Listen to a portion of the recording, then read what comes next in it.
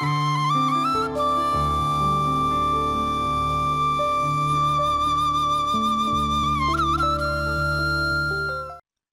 TV நேயர்களுக்கு இனிய காலை வணக்கம்.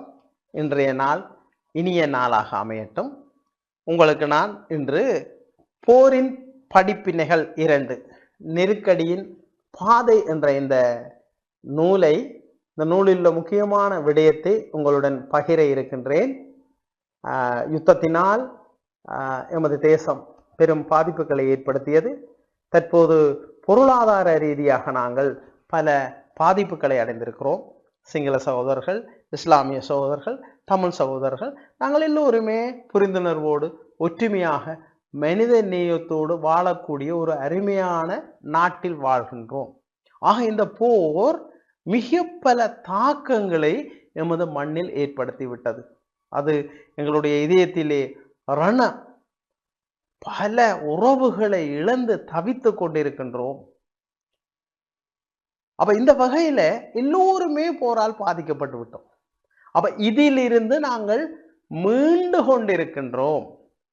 அப்ப இந்த காலம் மிக முக்கியமான காலம்.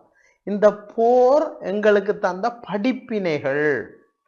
அப்ப பொருத்தமற்ற உணர்ச்சி வசப்பட்ட ஒரு இன நெருக்கடி ஏற்படுத்துகின்ற செயலாற்றுகளை நாங்கள் தவிர்த்து மனிதத்துவம், மனித சமாதானம், மனித கௌரவங்களை, மனித விழுமியங்களை உயர்த்துகின்ற செயற்பாடுகளை நாங்கள் மிக விரைவாக மேற்கொள்ள வேண்டும்.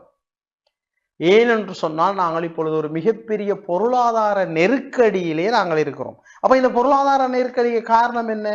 பொருத்தமற்ற முரண்பாடுகள், தேவையில்லாத யுத்தம். அப்ப அபிவிருத்தி தோல்வி கண்டுவிட்டது.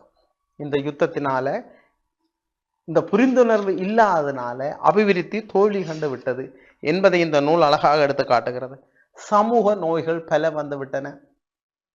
பொருளாதார வீழ்ச்சி, மக்களுடைய நம்பிக்கையின்மை, மக்களுக்கு போதிய சத்துள்ள உணவுகள் இல்லை, வீக்கான பிள்ளைகள், அடுத்த சந்ததி வீக்கான பிள்ளைகள், சத்துணவு போதாது, இதனால பல நோய்கள், சமூக வன்முறைகள் அதிகரித்து விட்டன.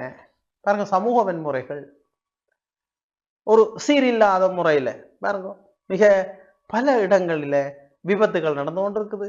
அரச மேற்பார்வை குறைவா இருக்கு, அதிகாரியுடைய கணிப்பு குறைவா இருக்குது.